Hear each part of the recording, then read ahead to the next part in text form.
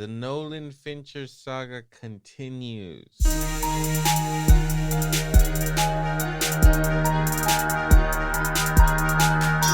Electro and Banno Movie Power Hour.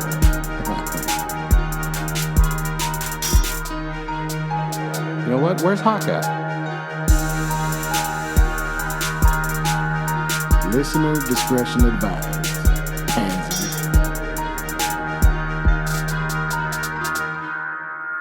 Welcome back to the Electro and Banno Movie Power Hour. I am Electro, of course, here with my trusty co-host, Banno. Yo, what's up? And then Ozzy's over there on the keys. What's up? We move forward, or do we move backwards here today? I don't know. We continue the series. So we're doing Memento today. I think this is quintessential Nolan. You have to talk about Memento, and that's why we're doing it. I fucking love this movie. You guys basically just watched it for the first time, right? I think I did, for sure. This is my first time watching this film. Yeah, man, again, I saw this when I was a teenager, so I basically saw it for the first time. You had no memory of it at all? There's some pictures. There's some Polaroids laying around. Wow. And I said, watch this movie. Don't believe Electro's lies. Hey. So, yeah, you could, and I mean, damn, if you it's one of those that every time you watch it, it's like watching it for the first time. You just found out Teddy's not real. Well, I had never gone into the deep dive into these conspiracy theories. You got to watch Memento on weed. I mean, that's mainly how I watch it. For the most part, that's how I watch Memento.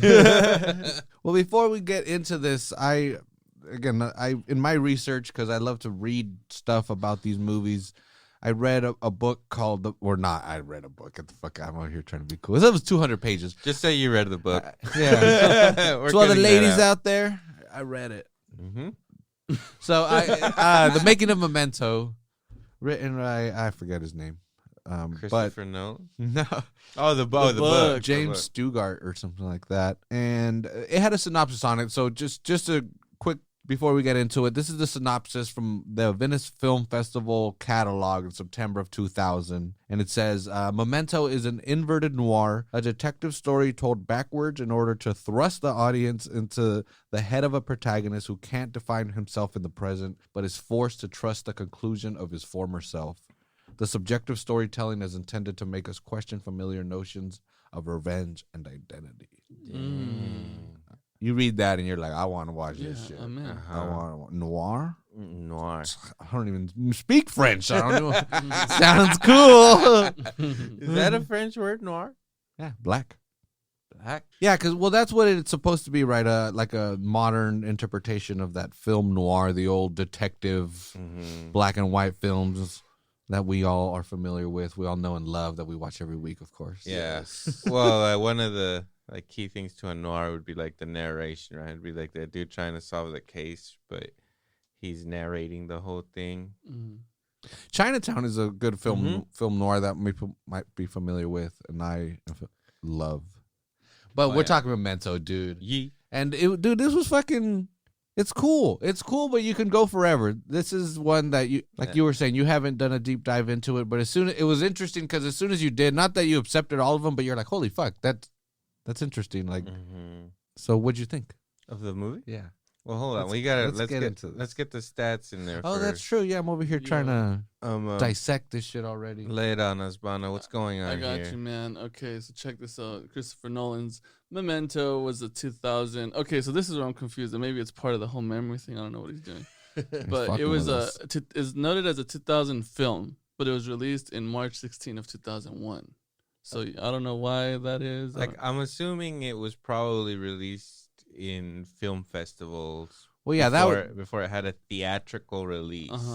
That probably happened in March 2001. Interesting. That synopsis there, was from the Venice in September 2000. Venice Film Festival. Okay, then, yeah. Yeah. That's interesting, though, that they do count it as a 2000 movie, even though it wasn't theatrically released until 2001. It's all for awards purposes. I don't think I it didn't was even- yeah, I didn't even- I was about nominated to say that. I or don't did think it anything was- for any awards. Yeah, exactly. Well, it failed. All right. Well, released by Studio New Market Capital Group, which sold to Exclusive Media Group, which is essentially a distribution company. I don't know what's up with Nolan, but he was just like, "Yo, put this shit out, please." Yeah, well, second movie, dude. I mean, he still was True. pretty unknown. The fucking budget for this film was $9 million.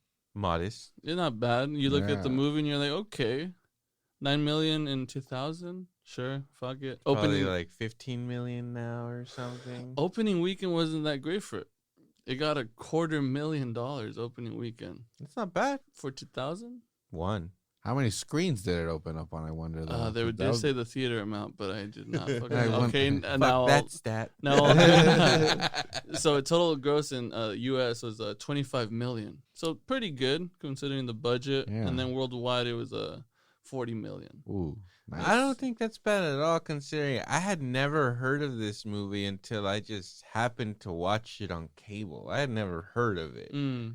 The fact that it made $40 million out of $9 million, that's not bad. Yeah, 25 again U.S. And then to note the top box office movies of 2001, not 2000. The hitters. Yeah, Harry Potter and the Sorcerer's Stone. Yeah. That was fucking $288 million. Dang. We contributed to that. We went to go see that, remember? Did we? Yeah. I chose to forget.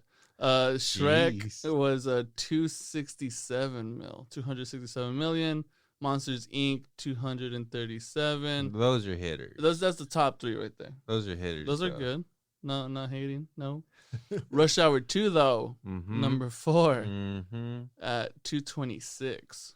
Yes. And then of course the great fucking Pearl Harbor right behind The it. Michael Bay classic, historical classic. It was all accurate as fuck. Mhm. At 198 mil. Memento placed 89 with again 25 mil. The box office had a. Did you see like how far down the list went?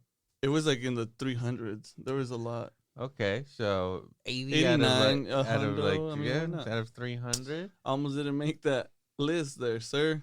But it's okay. Not bad, not bad. It's okay. We'll let it go. But Yeah, yeah. that's pretty good. And this movie stars Guy Pearce as Lenny, which is a pet name A pet name that he has. Nickname. It's a pet name he has in this movie. As we watch the movie, these are facts. All right. Carrie Ann Moss is Natalie. Trinity, as we all know and love her. Exactly. Joe Pantoliano Joey Pants. as Teddy. Also, Cypher. John Gamel, Officer John Gamel. Cypher. God damn you, Cypher. Trinity says. I don't believe it. Fucking loves the Matrix, dude. Mark Boone Jr. Boone? Is Boone Jr.? Yes. He's Bert. He's the reception douche at the fucking hotel in this one. And I don't even know how to say this last one. Steven Tobolowski as Sammy. Mm-hmm. Sammy Jenkins, of course. Mm-hmm. Unforgettable character. All right, well, let's get into this shit. Well, again, so I watched this movie as a teenager, or late teenager, probably 18, maybe 19.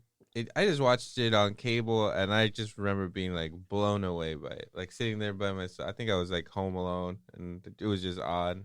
Back when you just, I don't know, you just watched whatever was on TV. You put aftershave on and scream into the mirror. Ah! No. Those are coming too. Yeah. Oh, when you're home alone. Oh. Okay, I see what you did. Wow. You don't know movies. You don't appreciate I'm being movies like funny. I It do. did not take you that long. I am being funny, man. My humor is just on a different level. But it blew me away. It blew me away. I thought back then, that this was probably the greatest movie I had ever fucking seen. And you were talking about rewatchability. I must have watched it, I don't know, 10, 15 times. And back did you then. rewatch it because you were trying to re-understand some things, or you just enjoyed the movie? No, I was so Thought it was hot. I was blown away by it, and I wanted to watch it again. Like I wasn't like, Why? I didn't understand it or anything. I was like, I want to watch it again, and then I also watched it several more times, making like my brother watch it and making Lil watch it. Like I was just wanting people to see this movie. But why? Mm-hmm. I'm trying to I'm like find Freud, what it dude. is. I'm like you're on the couch right now, laying down. You're 'Cause like, you know what? Oz is coming to us with these fucking theories and all this type of shit. And honestly, watching it a couple days ago, I thought it was pretty straightforward. Well, so did I. I was never like, I didn't get it. I didn't watch it again. Right. I just wanted to watch it again, like with already the knowledge that you find out at the end of the movie, because obviously it's a different experience the second time you watch it when you know the twist. Right. And yeah. But I don't know. This is such a crazy movie, too, because again, it goes backwards. So it starts at the end. So you already know, like, okay. he gonna die. Yeah. And the opening credits, so just get into it already. The opening credits are really cool. It's like a Polaroid that's of a dude with his head blown off, like in what looks like a bathroom or something. Right. And the picture's like he's shaking. He's shaking it to get the image like what to you pop do up. to pop up. But what you start to realize is that it's going backwards and the picture starts fading. Yeah, so then it fades away completely, and then it goes back into the camera, and then you really just see everything going backwards. The blood on the floor starts like coming up. You see these blood-stained glasses. You see the bullet kind of like dance around the floor, goes back into the fucking gun, and then you hear a guy scream. And But also, if you do pay close attention, the crime scene in the picture is way different than what you're actually seeing. There's way less blood, and he's missing his head in the fucking picture. Right. But he's got his head in real like there, so it's setting you up that the person who's telling the story is not very reliable. Interesting. Because he doesn't know what's real or not. Because literally something in that picture is different than what he's actually seeing. It's true. In the picture, it kind of looks like he's in a bathroom or something, but in reality, he's like in an abandoned building or something. It doesn't look like they're in a bathroom. Way less blood, or it's obviously not like some kind of editing mistake. Like it's designed, like that picture is way different than what he's seeing, which is what you're seeing as a viewer. Mm-hmm. Yeah, and it's going backwards to and it's colored to show you that, hey, whenever it's in these colored scenes, you're going backwards in time. So it happens like that. It happens completely backwards, and then you go into your first black and white scene, and he's just sitting there in a motel room, and he's just talking about how he's just in an anonymous room, how he's like constantly just waking up in a motel, and he's just like, yep, like I don't know where I am. Here's the room key, here's the Bible, all this crap. And this is all going forwards in regular time. Right. Again, once again, showing you when you're, that it's just setting you up, right? When you see colored shit, you're going backwards in time. When you see black and white, you're going forwards in time. But yeah, in this first black and white, he's kind of starting to explain what the fuck's going on. Yeah, but you don't necessarily know that when you watch it for the first time, and somebody doesn't tell you that. Right. No, it's true. What did you think, Banno? No, well, first of all, that first scene, we kind of already saw that with the whole Tenet thing, right? The backwards thing now. The gun comes back, and I guess we did watch this little interview thing or little Q&A that they had where they were describing forward motion, reverse play for the shots to be practical. And that's just Homeboy getting down on his craft, you know what I mean? Right. It's really interesting to watch, and then you hear him talk about it, and you're like, what the fuck are you saying, man? Yeah, but it's really cool because I'm hooked. As soon as I saw that shit, I was like, wait a minute, what's going on here? Mm-hmm. And then the next scene, black and white, he's telling you, like the audience, like describing himself. Like, how many times have you woke up in a motel like that, all fucked up? You open the drawer, you see the Bible there, you know, everyone relates to that, you know what I mean? So you kind of gauge and put yourself in his position like almost immediately. So I thought that was a pretty good take to start off the movie again at the end to go forward. But like Oz says, you're listening to him in forward time as the you don't even know what the fuck he is or who he is or anything. You're just No, like, what? yeah. What's going on? Yeah, the first time you watch this movie, it takes you a minute to catch up to what's going on. Because right now you just know a dude just got shot. And now this guy's talking about being in a random room. And you're like, okay. And the black and white scenes are like a little kind of eerie or something. There's a little... Well, they're shot.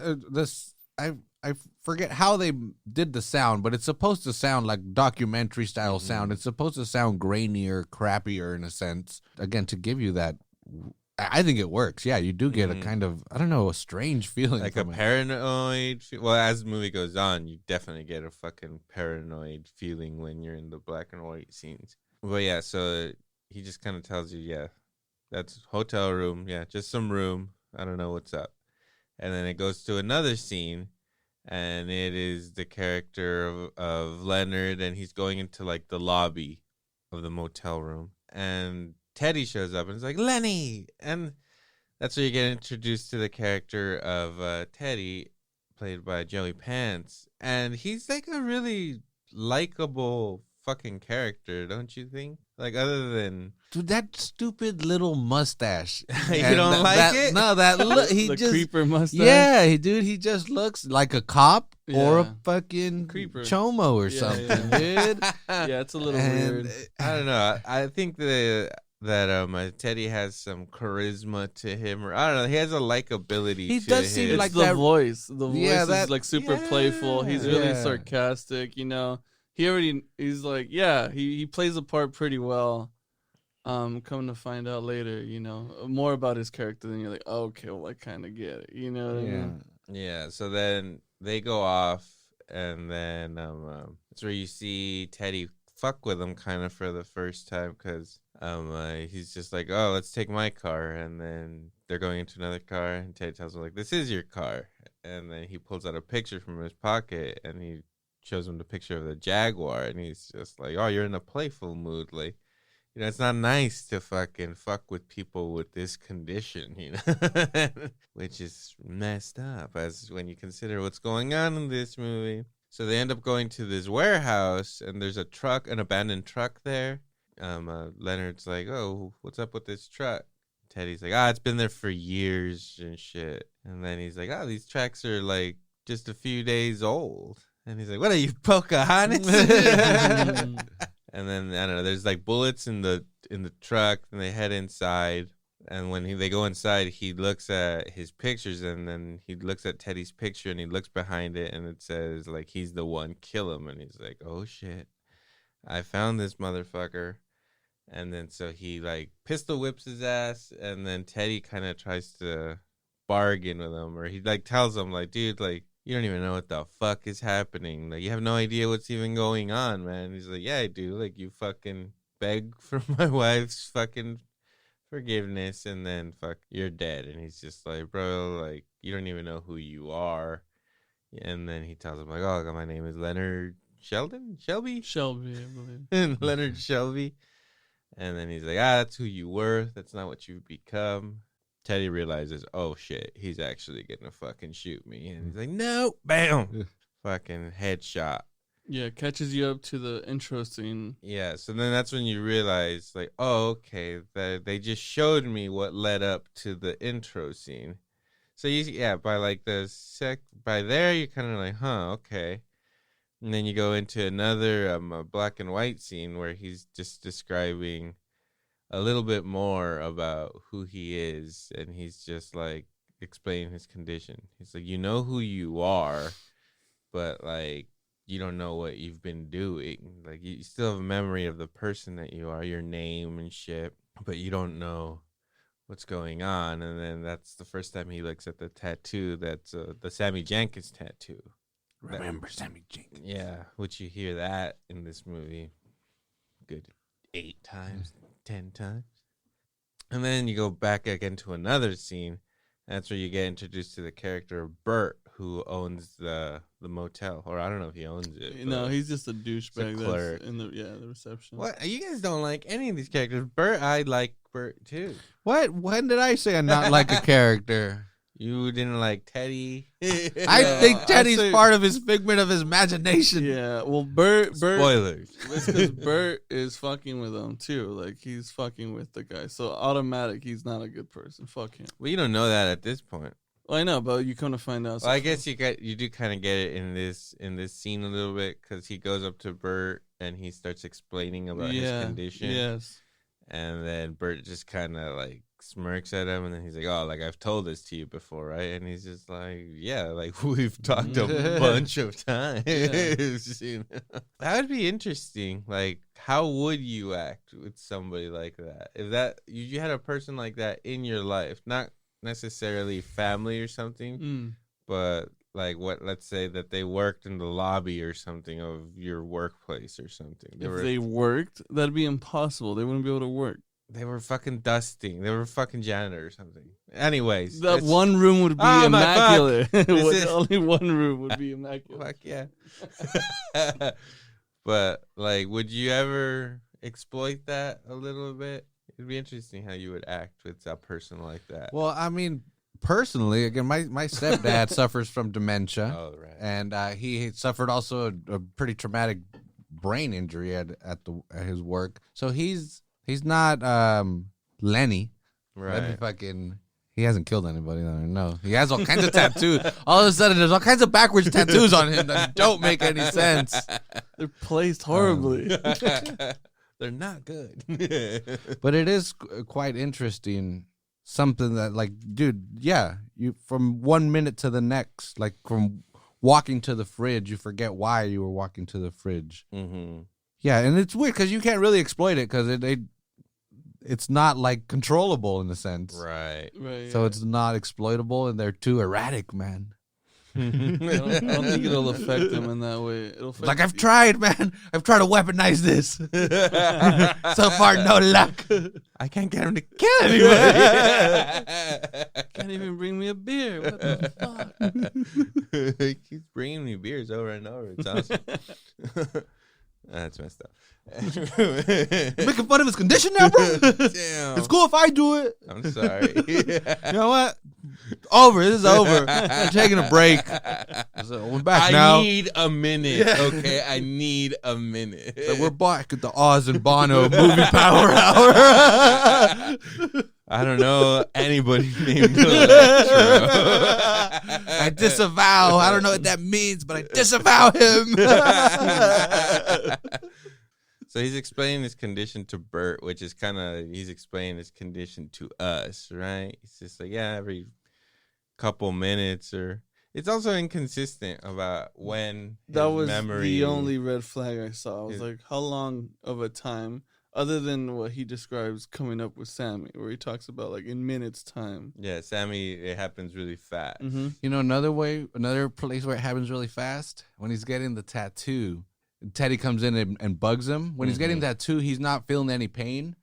And then Teddy interrupts him. He talks to him for a while, and then the lady continues to tattoo, and he goes, ah! And he forgets that he's getting a tattoo. But it was only like a minute or two, yeah. Interesting. Yeah. So, yeah. It varies. I don't know. Well, when I was watching it last night, I was kind of like, it seems like if he's focused on something and having a conversation, like it can last a while. But if he gets distracted, like it'll fucking. But then I don't know. Yeah, there's holes because it doesn't make sense because there's points where he's by himself for a long time and he still remembers. And also, if you want to be a dick about it, can't he technically have forgotten the injury caused it? He technically forgot that she died, so wouldn't he be like, where's my wife? Oh, she was murdered and all this. Yeah, technically, yeah. But he wakes up and he knows. Well, yeah. I guess it's up until that point of where he got fucked up. He sees her there, so he could assume that she died after that. But really, she lived, because that's the true story. You heard it here first. Right. Did the research. It also helps that he tattoos John G. raped and murdered my wife on his fucking chest. That's enough fuel for anyone. And as you learn in this movie, like, he conditions himself. So, I mean, if he stares at that long enough, I think he It is now in his fucking brain that happened. But he thinks he conditions himself. Right. Again, that's another time where he proves that he doesn't condition himself with the whole door thing. Mm-hmm. He's been at that motel for a while now. He's opened and closed that door. Obviously, he does it several times a day. He does that whole thing with Tobolowsky's character of trying to condition him and prove that it's a physical thing, not a psychological thing. But he can't even remember if it's push or pull the door. So even he can't train himself. So that's bullshit that he thinks that he's trained himself. Right. Well, I think Liar. No, well, he wasn't in that motel for too long. He said You don't know. He said a couple days. When you So- have to trust him. As the movie progresses, you see obviously it goes back into the motel, back into the same interactions, and that's a huge one where a person push and pulling is common for the everyday, but in the movie it sticks out like a fucking sore thumb. Goes into it and he fucking goes for the door, and then he explains that in the next black and white scene because he's introducing you into the Sammy character, where he was saying that Sammy was more of the chaotic type of person with this mental problem, opposed to setting up himself for success with like note cards. In this case, he has Polaroids. Those are his guide to like his everyday life, right? That's his like mental state. Those pictures are, where this other guy is just sitting here and then I'm talking, then I'll repeat myself the same way. Mm-hmm. And there's no structure, is what he called it. No structure to the life. Well, you could say that he has conditioned himself into taking photographs and having his system. He conditioned himself into having that system, that little he has that map of Polaroids and landmarks and shit. So he had to have conditioned himself to do that. Otherwise, he'd be like, what? Like, what's going? It's going to be like Memento, or like, where am I? How great that we just saw that fucking Brooklyn Nine-Nine, man. It primed us up. Shout out to Brooklyn Nine-Nine for for having deep Memento references and Christopher Nolan references. Following was Christopher Nolan's first movie. It's Amateur Hour. So you sound like a total douchebag or something. It did. He says, you sound like a total dick. That's fucking funny. I think that is a common misconception that Memento is Christopher Nolan's first movie, because it is not.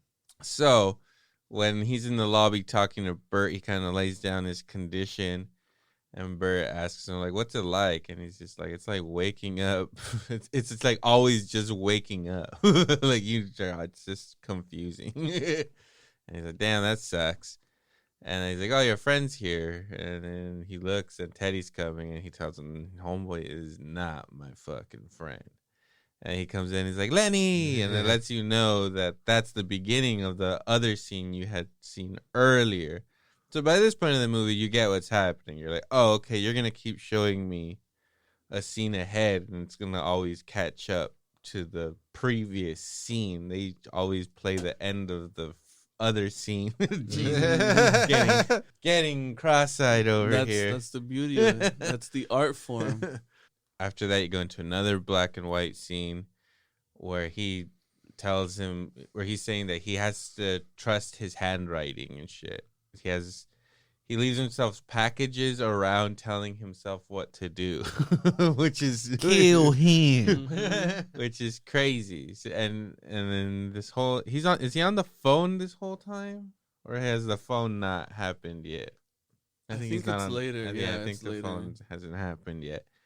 But yeah, so he like goes into the bathroom and he sees a paper bag that says like, "Open this and shave yourself, and shave then, your left." Yes, and then he has like a note on his leg that says like, "Just shave your thigh." I think. Yeah, so he starts doing that. That's how he says that's how he improved upon Sammy's method of taking notes. Like if a note is important enough, like write it down on your fucking body forever, and then that way that's how I guess he's conditioning himself in that fucking way, right? I mean, it's a good theory. Once you're fully sure of something, fucking write it down. Right. That way it'll never grow away. Or maybe it's a dig at tattoos. They're like, oh, you want it permanently? Yeah, here, write this fucking license plate on yourself. Fucking stupid Idiot. fucks. Look how ugly they look. Oh, you want that forever? Here you go. John G. raped and murdered your wife. Here you go. Right I know. Somebody did that. Like, holy Are you shit. sure, bro? This is a really dark tattoo. Yeah, because some of them are the shitty ones, and then the other ones are really articulate, right? They're like a tattooist fucking thing. He does. They do show the thing where he uses like a fucking what do you Like call a it? bic. Yeah, he uses a big pen ink with a fucking With like a needle. a needle, and he just does his homemade tat, and then you're like, oh, okay, I can see the difference, right? He does But it. yeah, someone did that chest piece on him. It's like, whoa, dude. Yeah. I would have been like, hey, man, are you sure? Didn't he do it on himself because it's backwards? That one maybe. The one, yeah, John G. The Was one that that was one- done professionally is the one that says "find him and kill him." I think. Yeah. Was that one backwards? John The G. John rape- G. one? John Yeah. G. Yeah, murdered. Oh, that was probably him then. Yeah, so he yeah, probably and did that to one was himself. just that one was written in like regular kind of because you could tell the ones he does himself because they just look like he's just writing words, and then the other ones have like I don't know, like an outline or fucking Borders and shit, shading. Oh yeah, real professional stuff here, guys. Mm-hmm. And he says we all need mirror to see who we are, and then he needs that mirror to read that one straight. 100%. Spoilers. Stop it right now. Spoilers. We just broke this movie. Yeah. Spoiled the film. Ozzy just spoiled the film, guys. I'm sorry. Mm-hmm. That was in the last speech of the movie. Yeah. Nolan, send me my award. I solved it. Took me 21 years, but I solved it. The smartest guy ever to watch a movie right here. Yeah, and then at the end of that black and white scene, this is when he gets the first phone call. Ring, ring. And he's like, "Who's this?" And then it ends. Which all those scenes are great. Like those are the scenes that seem like more noir-y, right? Like black and white. He's narrating a lot during that time, and then The angles are all fucking weird. yeah. Super close up or hella aerial. Elevated. Yeah, elevated shots. And yeah, those are the ones, and then they always kind of end like on a little bit of a cliffhanger or something. They kind of like, huh? Man, I'm hanging off this cliff. They better come back because I'm kind of weak. Yeah, so then it goes to another scene, and he's washing his hands, and he again sees the Remember Sammy Jenkins tattoo. Dude, Nolan predicted coronavirus. Wash your fucking head. Oh Be my like God. Leonard. Remember Jimmy G? He never washed his hands and he died of the corona. Wow. Yeah, so then from seeing that doesn't wash off of his hands, he like moves his sleeve down and sees that he has another tattoo on his wrist that says the facts. Yeah. And he's like, what? But then right at that fucking point, Teddy comes in and he's just like, what the hell are you still doing here, bro? You need to get the fuck out of here. Here's some fucking clothes. Like, you gotta fucking dip, bro. And so fucking, is that what happens right there? Or did I fuck that up? No, that's when Tyler Durden comes out. Oh. I was like, you want to buy some soap? Mm-hmm. Oh, wait, no, yeah, I messed that up. That's not what happens. That's People a tat listening are scene, like, no. "Dude." That's a tattoo scene when he gives him the clothes. Yeah, you're right. Yeah, we're gonna have to cut that part out too. No. A lot of cuts. Nope. A lot of No. cuts. It's also- No. Let's listen to the Warts flaw. and all, Really baby. cut. Warts and all. So that's when he sees that tattoo, and then after that, he's at a restaurant, and he goes and he asks like a waiter or something like where the discount inn is or whatever, and he's just like, oh, it's really simple.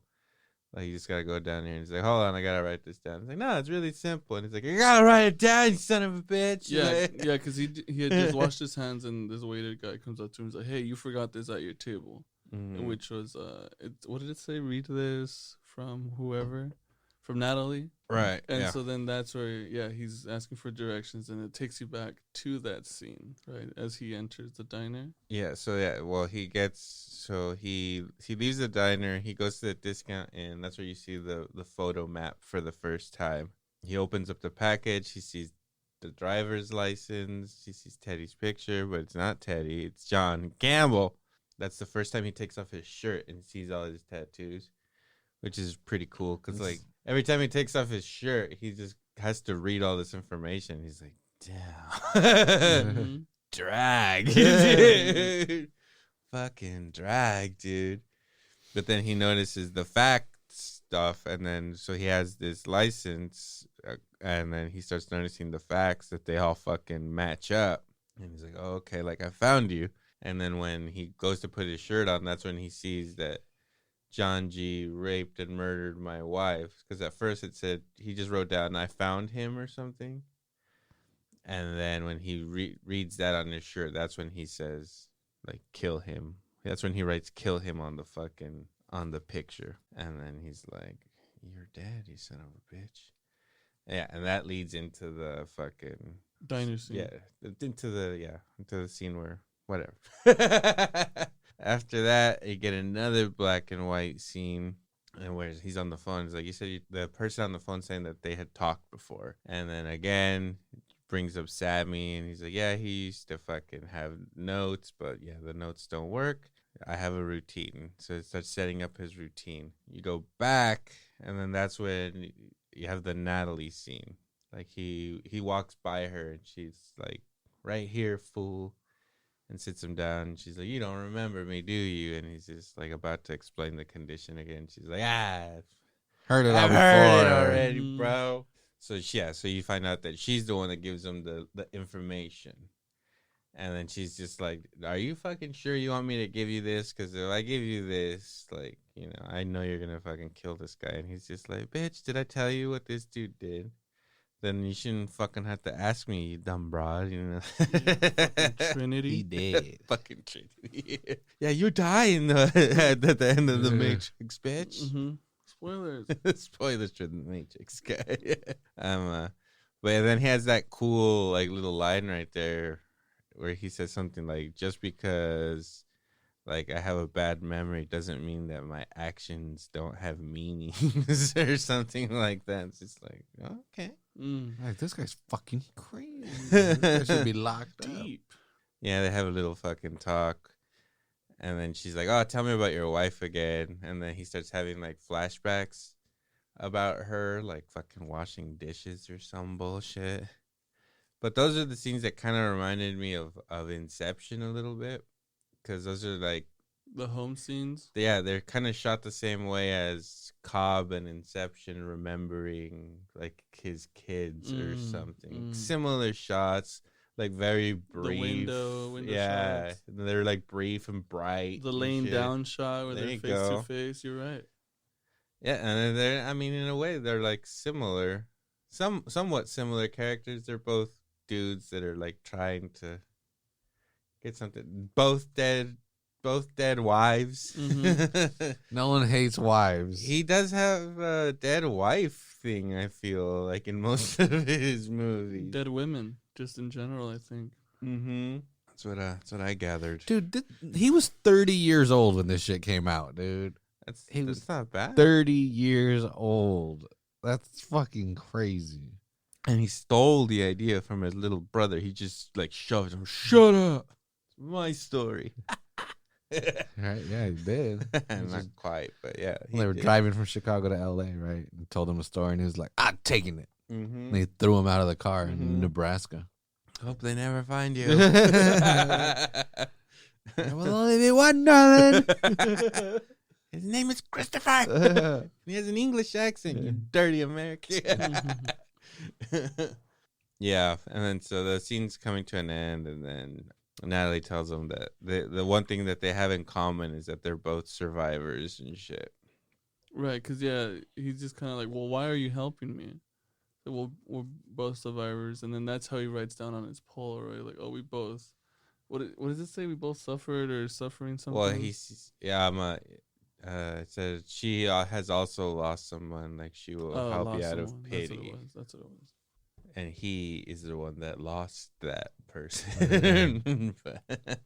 And we go back to another black and white scene, and that's where he mentions what his job is and how he got to know Sammy, because he was an insurance investigator, and so Sammy had an accident or something, so there was an insurance claim or some shit.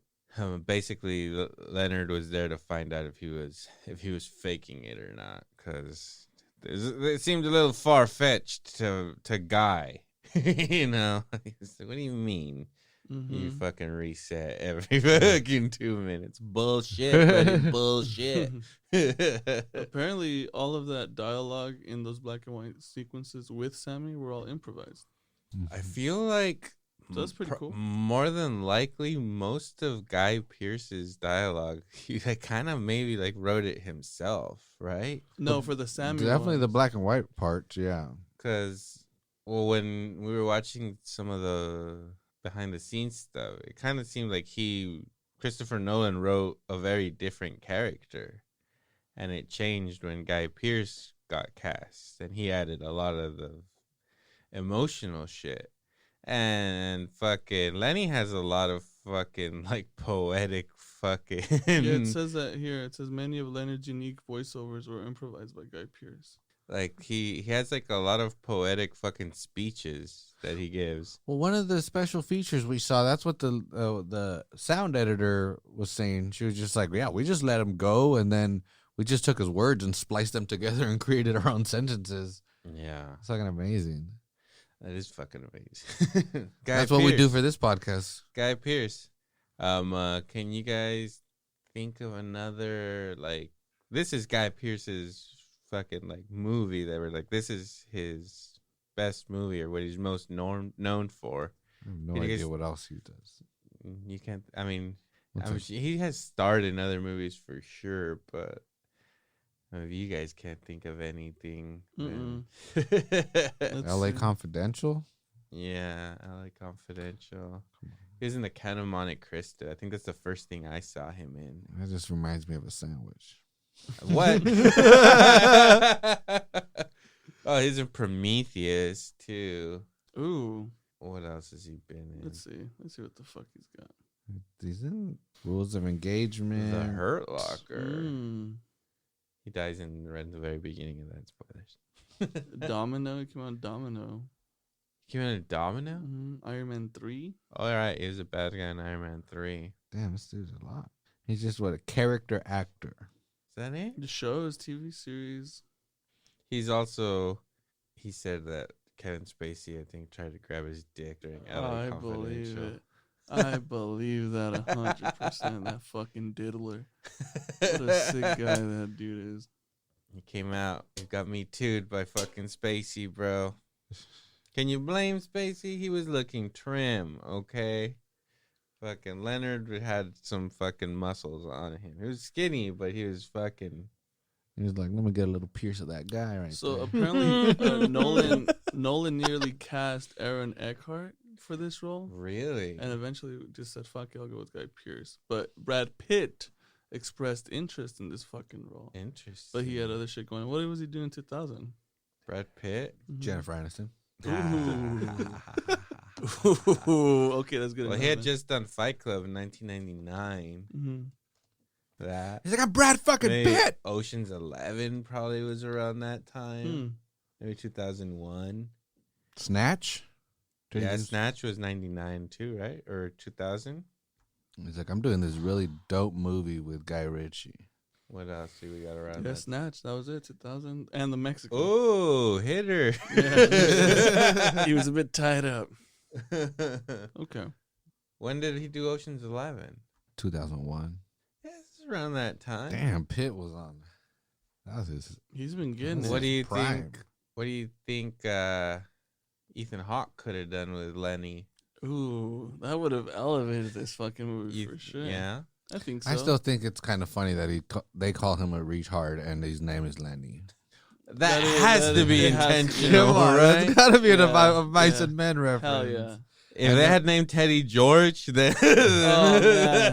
that would have been it, dude. Fuck But yeah. then that would have shown more that Teddy actually is real and is looking out for him. I think Right, Teddy's real, right. dude. You really Actually, I don't know what I'm. Yeah, I don't know why. I'm curious about what the fuck you're talking about. Like how? Because again, I like that he's just in a mental institution, just making all this shit up.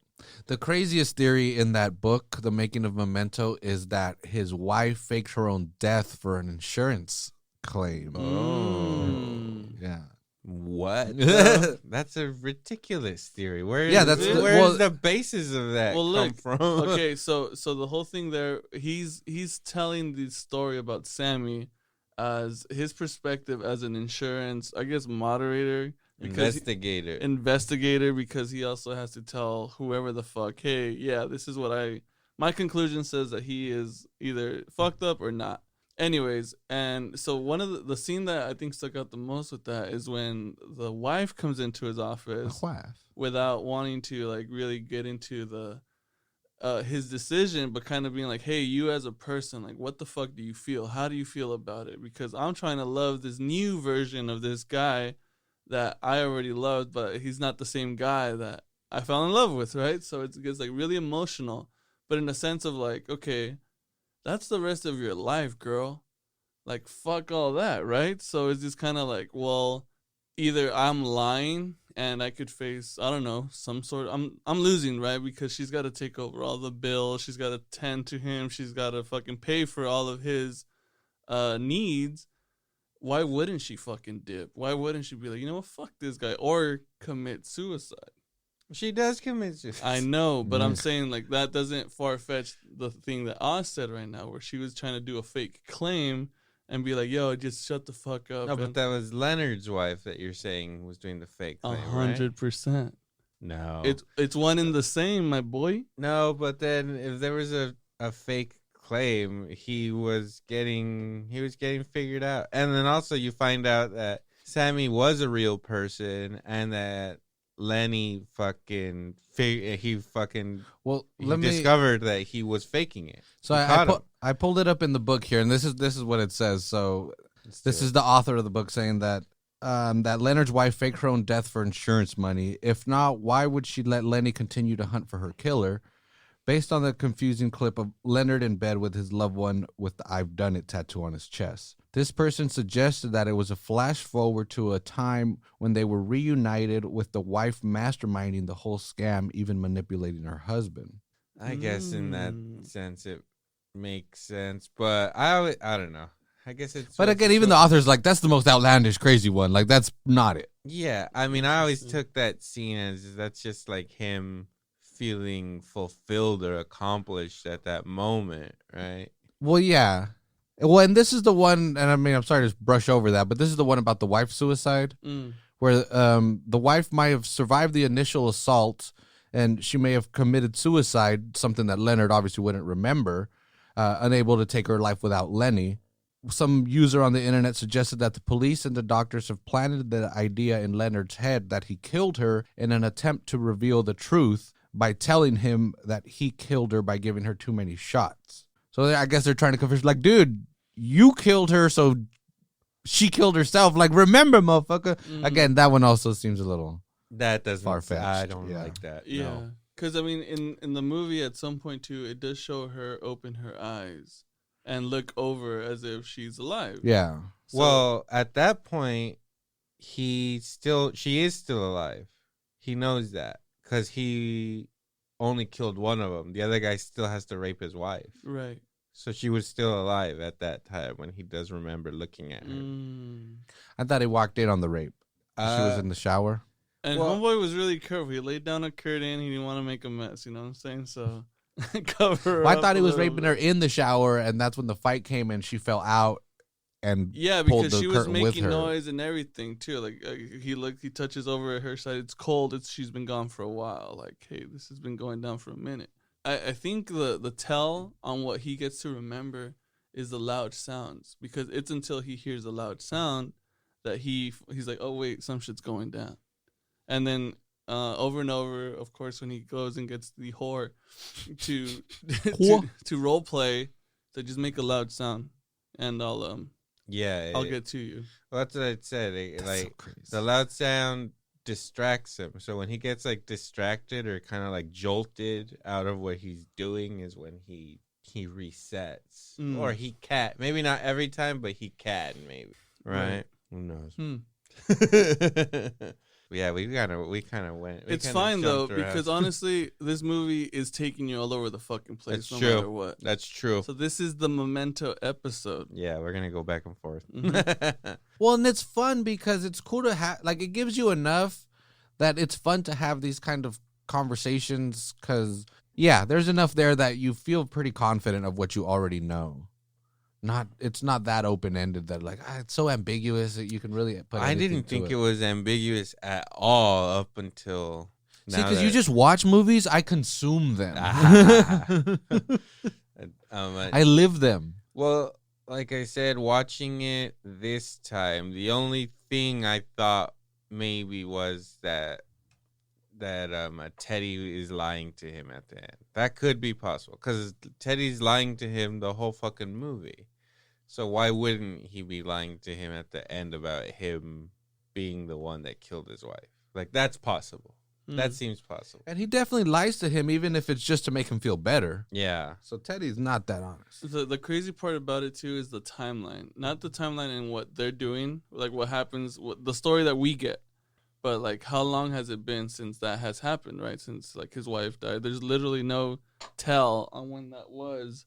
So I'm reading this thing here right now where it says around 55 minutes of the movie, the book that Leonard's wife is reading, which begins with 2 years have gone by since I finished my long story, is Claudius the God by Robert Graves. It's kind of like the deep layer of telling you it's been 2 years. That checks out because, again, skipping to the end, when he has the picture of him after killing him, Teddy tells him that picture was taken a year ago. Yeah.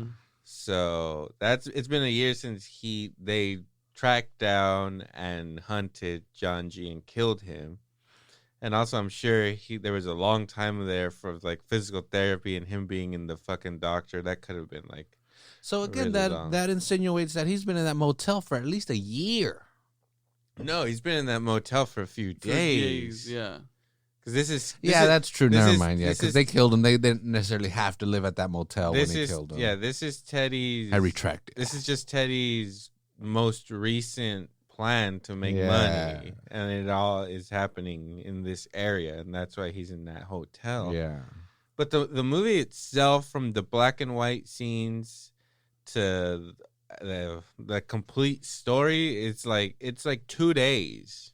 Right. In 2 days, in 2 days he kills 2 John G's. Damn. In 2 days he goes. So he's killed 700 people. In 2 days. Yeah. In 2 days he has full investigations that he solves and kills John G. That's pretty crazy considering how now you don't know, like, has he done this like that fucking much? Like, you just knocked 2 out 2 days. Right. You just go to the phone book and get the phone book year after year and just look at the John G's and see how they get smaller and smaller. Yeah, this is a dangerous name. I think there's a Terminator. Greater Los Angeles is losing John G's by the fucking I think day. John G's might save the world. We need to protect them. They're being taken out. Protect the John G's. The robots are coming. Skynet. This is so when they leave, I don't know if you guys paid attention to this, but when they leave the motel where he's playing with them with the car, did you guys notice the white Civic? There was like a 1980s Honda Civic there. That is Christoper Nolan's actual white Civic that he parked up next to the thing. And I remember watching, like, man, that's a clean ass Civic, bro. Like, all original and shit. It was just really funny. He threw it in there next to the Jaguar, next to the other person's car. I was like, Christopher Nolan has a Civic? That's crazy. Awesome. He's just like, yo, you see this that XK8? He hadn't done Fuck anything that. yet. True. He did a $6,000 movie. True. They probably lived in that thing at that point. Yeah, probably. Shit. So they explain a little bit more about Sammy, and he says, like, you know, the crazy thing and the way he suspected him was because he could do a really complicated thing like giving his wife an insulin shot. The excuse was that as long as he remembered how to do it before the accident, then all those memories are still there.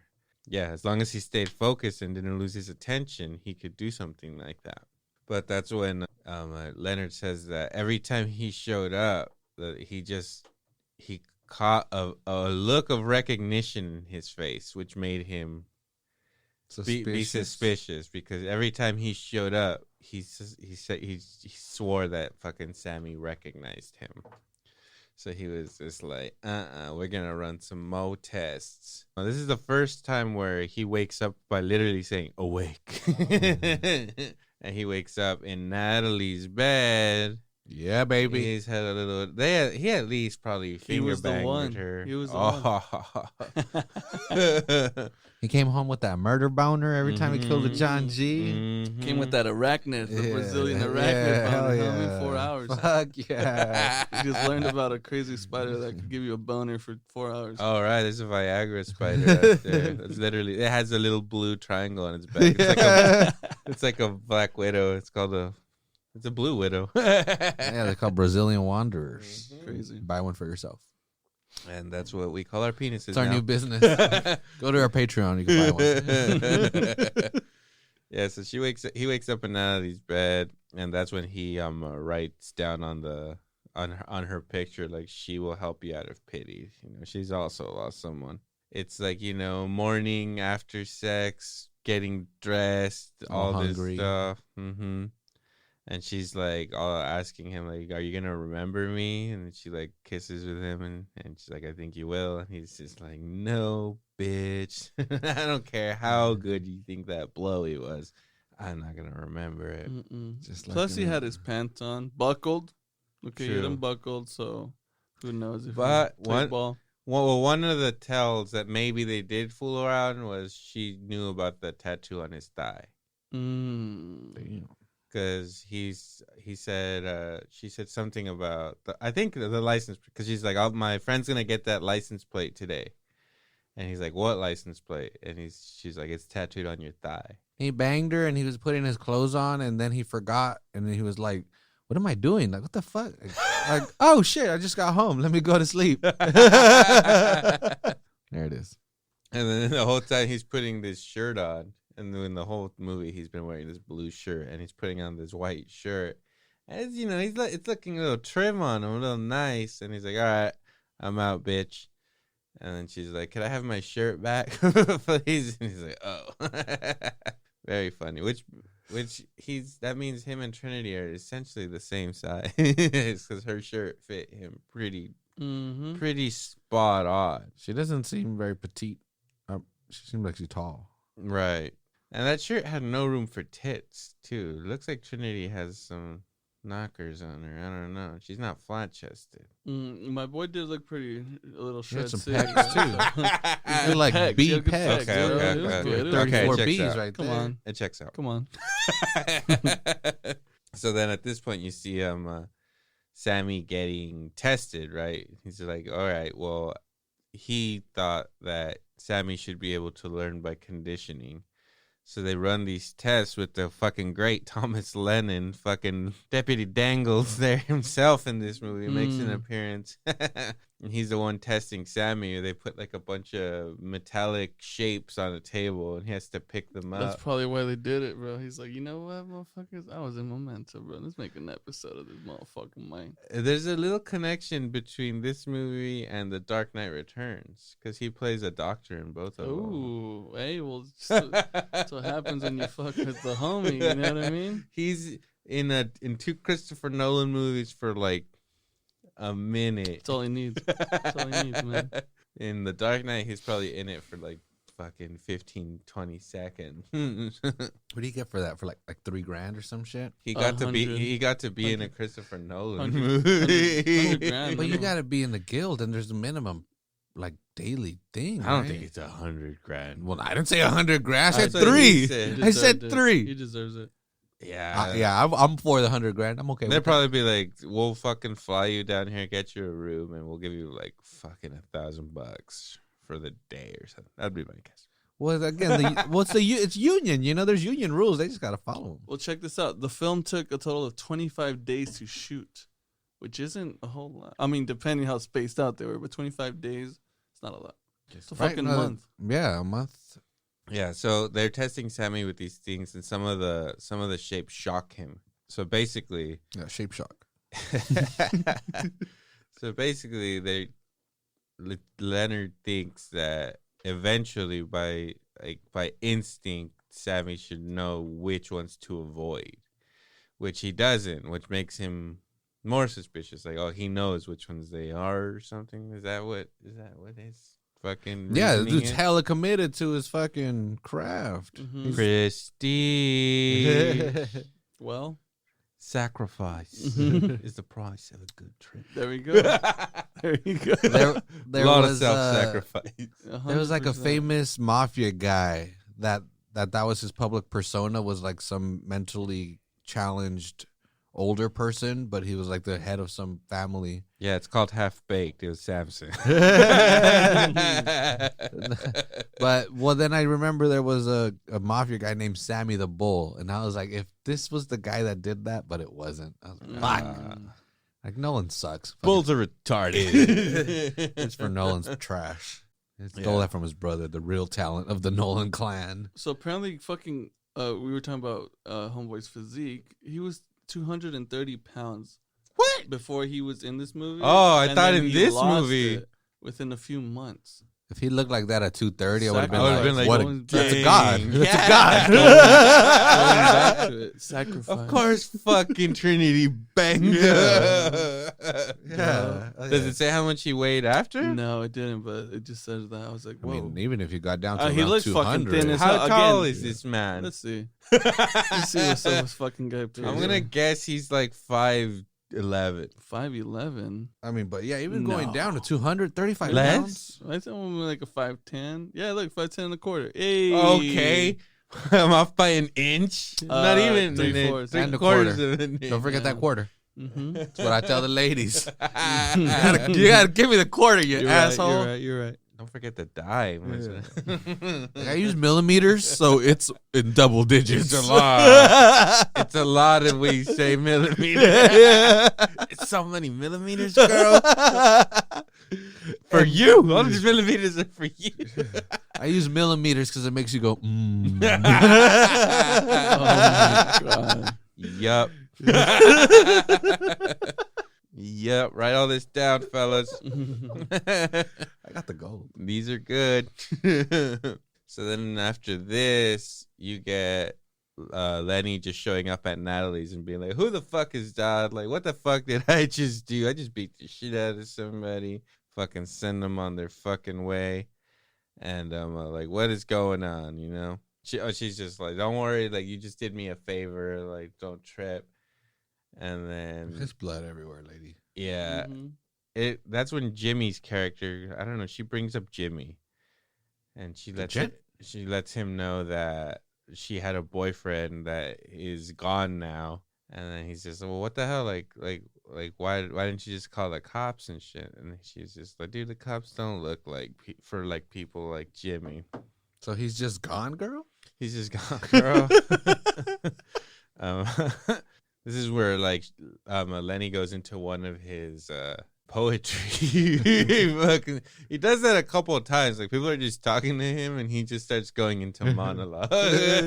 He just starts fucking a soliloquy shit, you know? Oh.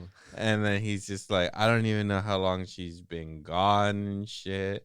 Every time I wake up, I feel like she just got up to go to the bathroom and I'm like waiting for her to come back from the fucking bathroom, but she's never gonna fucking come back to fucking He bed. didn't even know she was in the bathroom, bro. What do you mean? And he reached over and shit. He didn't know where she was. Well, he goes to the fucking bathroom. He remembers she's in the fucking I don't bathroom. like this guy anymore. I don't know. It seems post-coital. Oh, yeah. Like, she's like laying on him. He doesn't have a shirt on. Mm. He came inside her, so she's like, I got to shower. That It's makes gross. sense. It's just dripping all over the place. And he's just laying there, and again he's doing like another monologue, like, and he's just like, he says something cool, like, how am I supposed to heal, like, if I can't feel time and shit? And it's like, dang, Lenny. That's the thing. Yeah, time heals all, right? Exactly, but if time is nothing to him, he can Wow. never fucking heal. Wow. But he Genius. could Hell also yeah. kill at will with no remorse. Mm-hmm. And then not feel any pity for fucking killing. Yeah. And if he's aware of that, he can control that. Back to our Terminator. He's the Terminator. Yeah, imagine if you realize that, dude, I can do essentially whatever I want, even the most heinous act, and I will kind of be rid of it because I'll forget about it. Yeah. So this fucking baby's been talking a lot of shit. He's Gone. These beautiful babies. I mean, dude, that's like Electro's dream right there. Wait a minute. What? He could just be like openly racist and not remember. Openly you don't have to hide it anymore. I thought you were dude. gonna say like I could just pretend I didn't know a chick or something. No, I don't know you. No, just I got a memory problem. Dude, you could already be like that, but we're just so used to it. Like, Yeah. dude, don't. Obviously, we Yeah. can't fuck with It's him like and you're be like, already dude. racist. Are you conditioning me? Yeah. Are you conditioning me? You're already 15 minutes racist. ago, you I'm don't, gonna go look in the mirror right now. I'm gonna take my shirt off. We need a mirror in the studio. don't trust Oz. Don't believe his lies. Yeah. So then by this point, Memento. Lenny's just like, okay, like he figured out that Sammy's condition was psychological, not physical, so he was able to fuck him over with insurance that way. He was just like, his wife got stuck with the bills, and I got a big promotion, which right there kind of hints to him being kind of immoral, right? And just being like, whatever, kind of, I did my job. Yeah. This poor lady's gonna get fucked over with this guy, and I'm fine. Well, again, and if he is Sammy, that's could also be part of the justification that's true. That's of him not- being a dick. Like, dude, the person that fucked me over had no heart, whatever. So it's murdering everybody. Wow. JGs, you're all dead. That's right. We get another wife murder flashback. Again, the awake thing, and he wakes up in the motel room, kind of reminiscent of the first, like just a random room or whatever. But this time he's in another random room, and then he just gets up and he's just like, he checks the nightstand. The drawer, yeah. And because he's doing the exact same thing, like, just the keys, the Bible, and he opens the nightstand. Gideon and Bible. and there's a gun, and he's like, oh, shit. And And he goes to the closet, and fucking Dodd is right there, and he's just like, huh. So he goes to his pictures, he sees Teddy's number, calls him, and he's just like, oh, yeah, like, just come over, please. Kick it. Yeah. And then fucking right there, I was just like, he conveniently doesn't turn Teddy's picture around a lot. Because he calls him for help a lot when in the back of that picture it says, don't believe his lies. Why are you calling a guy who's lying to you? He just conveniently doesn't look at the back of the picture. Which a lot. also, I'm reading here that fucking number 555-0134 is the same as Marla Singer's number from Fight Club. That's right. Mm-hmm. Teddy's number. Mm-hmm. Yeah, so then Teddy shows up. So he's calling Edward Norton. So then Teddy shows up, and he's like just sitting there, and he can hear Dodd like groaning in the closet. And he's like, let me guess, amorous neighbors. And he gets up and he shows them what's going on. And before that, he's just like, I've had more like rewarding relationships than this.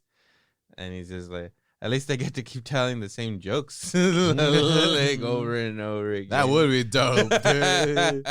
When you get a good one, you're like, fuck yeah, I got a year. I got a whole year out of that before I get tired of it. Yeah. So then he shows Teddy that Dodd's in the fucking closet. And then he's like, well, like, who did this to him? He's like, I don't know. Like, how did he get here? He's like, how did you even you get him into this closet? He's like, I don't know, bro. Don't you remember? Don't you remember that? I can't remember. They've been watching the film since the beginning. Yeah, so then they straight up ask Dodd. He's like, who did this to you? And he looks at him like, huh? Like, you did, you fucking fool. And it's like, okay. Well, I'd be like, dude, now you're fucking with me psychologically. Like you Yeah. beat me up, and now you're fucking with my brain. That's fucked up. yeah, they're homie. like, what? And then he's just like, well, whatever. Let's fucking take him down to his car by gunpoint, and we'll just tell him to get out of town. And get out of Dodge. And then Teddy's just like, you have a gun? And he's just like, yeah, I'm assuming it's his. Like, they probably don't let people with my condition have guns. A nice gun, dude. And he's like, I fucking hope not. And he tells him, like, let's steal his car to teach him a lesson. He's like, what's wrong with your car? Like, nothing. You want to trade? And the whole thing about that is going to the end is that Teddy's just trying to get this money in the trunk. But he doesn't try hard enough. I don't know. He likes fucking with Lenny or something. Or they're boys. I don't know. And then that because Teddy, again, and this is from Joey Pants himself. And actually, right when you said that, I have this in front of me. Perfect. So, so again, the big through line is for Teddy to get the money out of the car. And he's like, well, why doesn't he just steal a fucking car? Mm-hmm. And he's a cop. And he's like, it's because Teddy likes Leonard. Like, certain Teddy from the outset has been trying to trick Leonard into handing him over the keys to the Jag without drawing attention to his crime. So he's, I don't remember that. Does he ask him for the keys at some point? Several times. Well, right there, he's just like, meet me over here. And he's like, give me your key. I was like, fine, give me your keys. And he's like, take your own goddamn car. Right.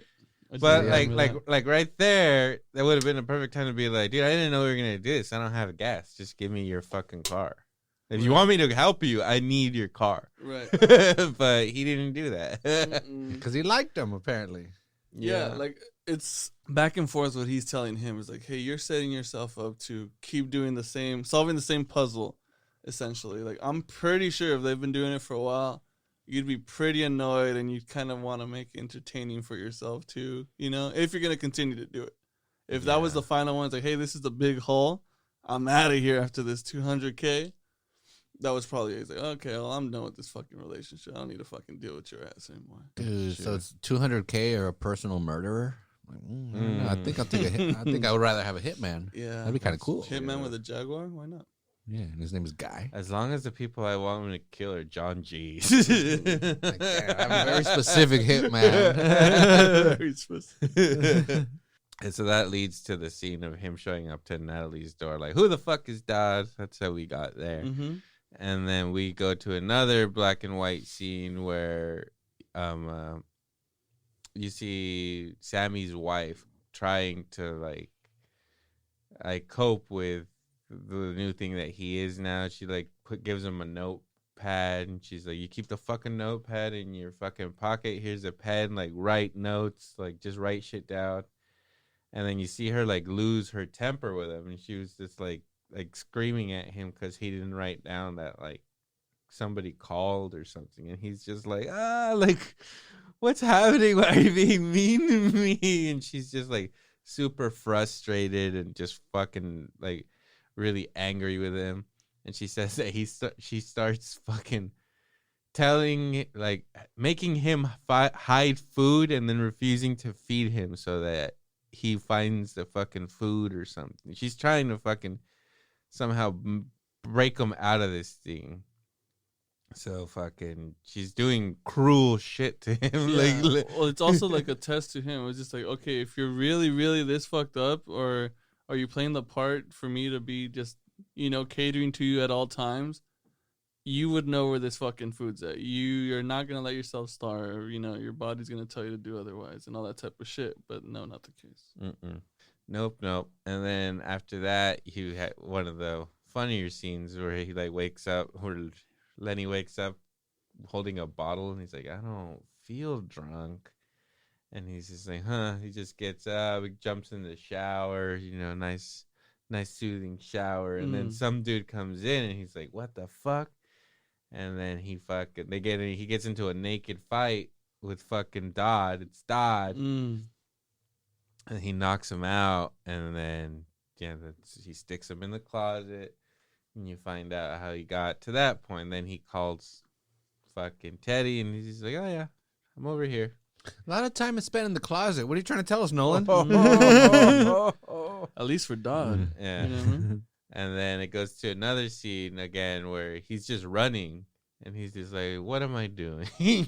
Right. And then he sees another guy and he's just like, oh, I'm chasing this guy. So he starts like running after him. And the guy like shoots at him and he's like, what? No, he's chasing me. So he runs, he gets away from him. He has a note in his pocket where it says where this guy's staying, and then you see how he ends up in that motel room. He's like, oh, I got the jump on you, you fucker. So he fucking goes to Dodd's a motel and accidentally knocks a poor bastard out because he says he's in room 6, but the 9 had like fallen over or something. So he fucking knocks some poor guy out, and he's like, "Oh, some cholo, some chomo." It did look like a very chomo motel. Wow.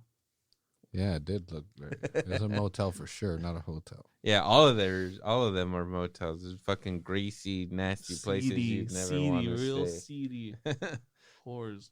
And then you see him burning items. The scene just started, and he just finished burning some stuff. And then he gets up and leaves. And then you see Dodd fucking find him, chase him down. And then he shoots the window. And then that also plays a part in the movie because his window's been broken the whole fucking time. And it's just like, oh, that's how the fucking, how the window broke. Fucking Dodd shot that shit, bro. And so the items that he's burning are a comb and a book. And like a little clock or whatever, and then he starts remembering his wife again and pinching her thigh and stuff. Tasteful, very tasteful stuff. And he has a memory of him giving her shit because she's reading the same book again or whatever, and she's just like, "Fuck off, buddy. I like it." Mm-hmm. And he's just like, they're burning the stuff, and he's just like, how many times have I done this shit? Like, I've probably burned truckloads of your fucking shit before. And then again with his poetry, he's like, I can't remember to forget you. Oh, fuck. He's a poet, dude. He's a poet. Then you head into another black and white scene where you kind of see the file for the first time, and he says that like he had like friends in the police that gave him a file, but that there's pages missing and shit. Why is this blacked out? Yeah, what's going on here? Shit's blacked out. He has summaries of the whole thing. He has a summary of himself because he can't read the whole thing all the way through, so he has to summarize portions of it. Mm-hmm. Pretty cool. And then that's where the person on the phone tells him he's a drug dealer, and that's when he puts down the 5th fact for his tattoos, which is what you see that he does have on his body, is that John G's a drug dealer or something. And it's messed up because this is already another John G. So these things are going to be tattooed on him forever. Now he's just going to be looking for fucking drug dealers to fucking kill. Crime stalker is what he is. He's a fucking... Well, he decides. It's also going to be... He consciously decides who the next John G is going to be. It's going to be a fucking dead end when he keeps looking for that fucking license plate. And fucking homeboy's already dead. Yeah, that's the one that's going to throw him off. Right. Mm-hmm. But yeah, he literally gets to pick. And it doesn't matter if you're like, dude, I'm not John G. If he picked you in his head, he's going to kill you. Right. That's true. Because everything goes. Plus, it was just California, right? That one license plate will pop. But you go to another state, you know, you're gonna see another John G with a fucking license plate. I mean, the coincidence of that happening is like, yeah, your odds are against it. Yeah, only John G's can have this license for this to Flawed. work. We caught on. Yeah. So then this is the hooker scene where he makes himself kind of relive the way that he lost his memory, which is super fucking messed up. That's when you start seeing, like, because this whole time you just feel bad for him and he's just trying to get his revenge. He's just trying to figure it out. But this is where you're seeing that he's kind of fucked up. He's hired a hooker to recreate the way that he woke up to find his wife being murdered and raped and shit. That's pretty fucked up. Yeah. Either he's like he has this death fetish, or Death fetish. he's just trying to fucking, remember, trying to trigger himself to know another thing about the fucking incident or something. Well, according to Nolan, that it's showing that he's able to manipulate his own thoughts in his own way. He found a way to manipulate his thoughts. Again, it's just showing you like this dude's more in control than you realize. Yeah. In his own way. Again, he found a way to manipulate himself in order to live a life that he feels somewhat fulfilled. Mm-hmm. And Murdering he John calls Chase. the escort when they show him calling the escort in the previous scene where they show, because then so he wakes up, he goes to the bathroom, and there's just like a hooker in there doing coke, right? And he's just like, oh fuck, like yeah, you can go. But see, it's like right there. Why isn't he like, who the fuck are you? Yeah. Like he knows what's happening. Yeah. He knows what's happening. He's like, you can go now, or I'd like you to leave now. And yeah, exactly. Enough time would have passed where he would have been like, what the fuck? Give What me a is bump. this? What's going on? You're not going to share? What are all these tattoos? And then Nolan's not a very good filmmaker. So then they show him actually calling the escort, and the escort service is called Amazon Escort. Yeah, that's so cool. I was watching the movie. That shit. I was watching the movie with my brother last night, and he was just like, "It's not gonna be too long before that's a thing. You're gonna be able to get a chick on Amazon." Oh, I'm sure there's some sort of department. They got like 12 people working on it. How would we do this legally? We don't have enough we don't have big enough boxes for them. You have to put air holes or something. Yeah. So then, after that, you see another flashback where Sammy's wife goes back to visit him, and she's just like, "Dude, I just need an answer. Like you said, like, do you think he can make new memories or not?" And then, which again, super irresponsible of fucking Leonard to answer. But then I guess all this is a figment of his imagination, so this is just the way he rationalizes it. But yeah, she's There we go. You're getting it now. You're getting it. Well, not in your theory where Teddy's not fucking real and Teddy's real. He tells her like, yeah, it's all in his head. So she's like, gets like super happy, and she's like, okay, that's like all I needed. And he's like, I thought I helped her. Like she needed an answer, I fucking gave her one. I thought I gave her a little fucking hope, but that ends up going in a very bad way. Went sideways on him. Then he was wrong. Yeah, that's what the narrator should have said. Then you get like Teddy telling Lenny not to trust Natalie. He's just like, look, dude, like just don't trust her. You just came out of her fucking house. Clearly, she's like manipulating you. She's going to use you for her own fucking agenda. Like, you just gotta not trust her. And he's just like, well, because in the back of Teddy's picture, it says, don't believe his lies. So he just doesn't fucking believe anything he fucking tells him. And it's also foreshadowing into being like, he basically says like, what, are you worried that she's manipulating me into killing you? It's like, dude, that's exactly what's fucking happening. That's what's going down. And then he's just like, no, she doesn't know who I am. But like, oh, okay. And then it goes to another black and white scene. He's been on the phone for who knows how long now, and he has this tattoo. And he finally peels off the bandage, and it says on there, don't answer the phone. And he's like, who's this? And then they hang up on him, and then he's like, fuck. And then it goes into the scene right away, where he's just like saying, like, write it down. And then Natalie like closes the door of her car, and he gets like jolted out of it. And she tells him that Dodd beat the shit out of her. And he's just like, why? And he's just like, because you told me to go and confront him, and like he just beat the shit out of me. And he's just like, you know what? Like, fucking don't trip. I got you. I'm gonna go and get my cape from the closet. I'm gonna save you. I'm gonna go handle this for you. And she's just like, all right, cool, dude. She's like, I want to be saved. Yeah. Goes into another black and white scene again where he tells Bert to hold all his calls. And then you see the beginning of that Natalie scene where the scene starts with her getting home and she's just like hiding she's getting all the pens from the fucking room. Leonard's an idiot. If you see what's going on, like, why are you getting all the pens? Hey, what's about to happen? Stop it, Natalie.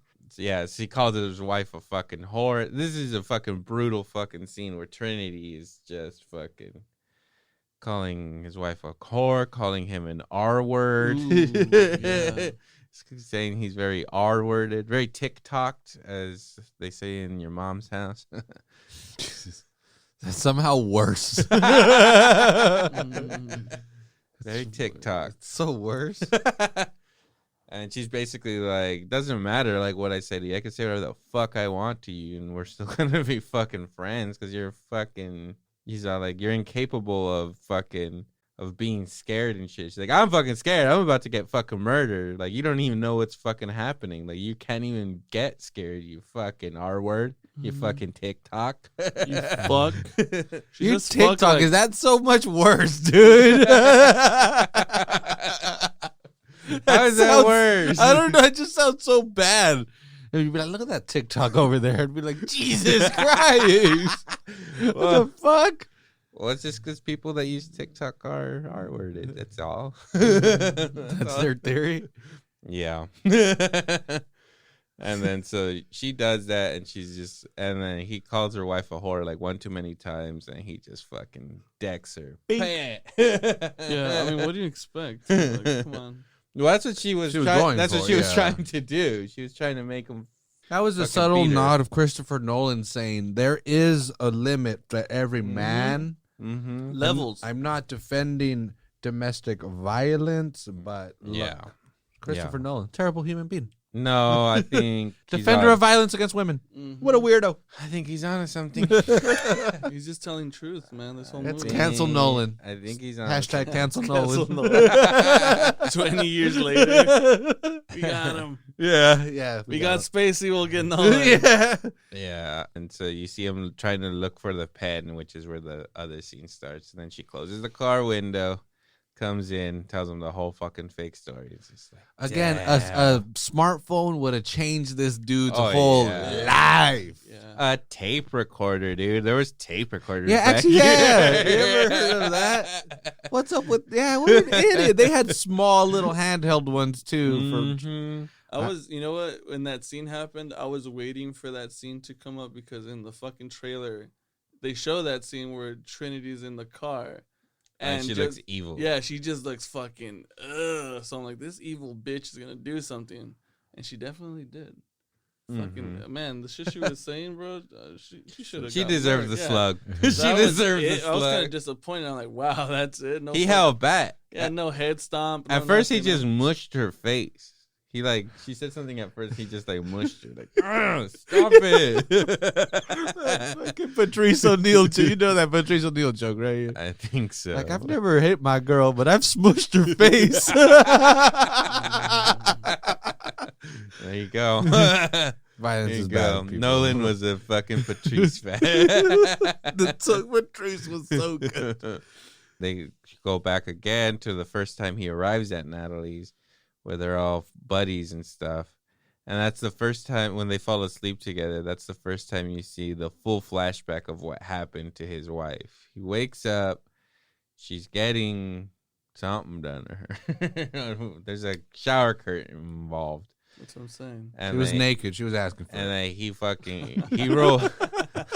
he rolls up in there like a fucking G with a gun and just fucking headshots the fucking guy. Right to the dome, dude. Hesitation. That's what I'm talking about. Right to the dome. One shot. About, this is a fucking down-ass fucking insurance investigator, bro. bro. Home protection, baby. This is real. Please protect yourself. Yeah, so he fucking one shot, headshot, bam. But then John G. that was behind him and pushes his head into a mirror and it like cuts him and he falls down. And he's basically face to face with his wife. And he sees her like, still alive. And that's the last thing he remembers. Blink. Some Inception shit. One of the cool things that Very cool scene. Yeah, So I agree. the blood coming out was actually Guy Pearce's idea, and because Christopher Nolan didn't want to do that because didn't want to make the movie too gory, and he's like, I don't know, the blood is kind of too much, and Guy Pearce is so like that's his brain leaving him, and he was like, oh, okay, I like that, we'll leave it in, or like that's his memory, like that's it spilling out of him, that's all, so that's pretty cool. That's pretty cool. No? That is pretty, yeah. That last one's pretty cool. I'll give you one.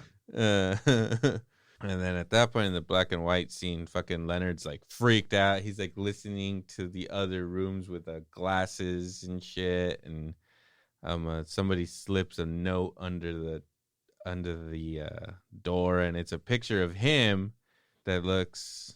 And in black and white, you can't really tell what's happening. It's just a picture of him looking happy. All of his he doesn't have his shirt on. All his tattoos are visible. And then he finally answers the phone after that, and he's just like I know you're a cop. Like what happened? Like, did I do something wrong? It's like if I did something wrong, why would you believe me, or how could you believe me? Like, you can't trust somebody with my condition. So it goes from him, the scene before, explaining how how bad he feels that people don't trust him, to him being like, you can't trust me, okay? Like, if I did something wrong, like, I'm fucked up. So, like, I didn't kill him. Yeah. Technically. Yeah. When that picture, he's pointing at his heart as well, because that's the last spot for that tattoo. Yeah. When he kills the dude. Yeah, and that's actually explained right in that scene. Trinity takes his shirt off. And she tells him, like, why is that spot empty? And he's just like, I don't know. Like, I guess that's probably the spot I'm going to save for when I actually do it. Which also doesn't explain, like, why, if that was his plan, why didn't they do that after he killed the first fucking John G? Like, that would be a way for him to remember, I did it. Well, and then there's also that at the end, the little scene with his wife, and he's already got that in it. So she's still alive, and he's already killed John G. Yeah, but again, I think that's more, that's not a memory. That's like a... Oh, all of a sudden that one don't count? So Oz says it and it don't count. There's a moment, I think is in the color scenes or maybe in the black and white. I don't know. Why they got to be colored for, though?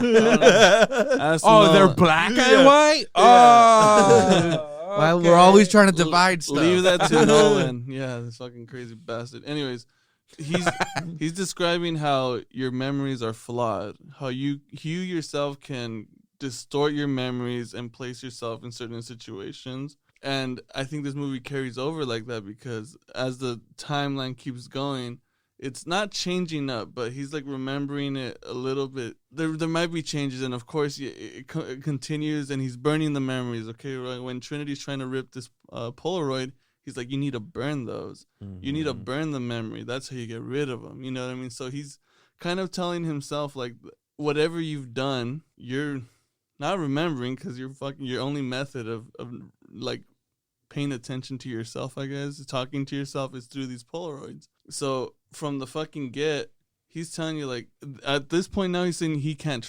be trusted, meaning that he and his own memories are like flawed as fuck. He is not the person who you now, the viewer, have believed him to be, right? You're just kind of like, oh, well, he's hurt, he's damaged, he needs help.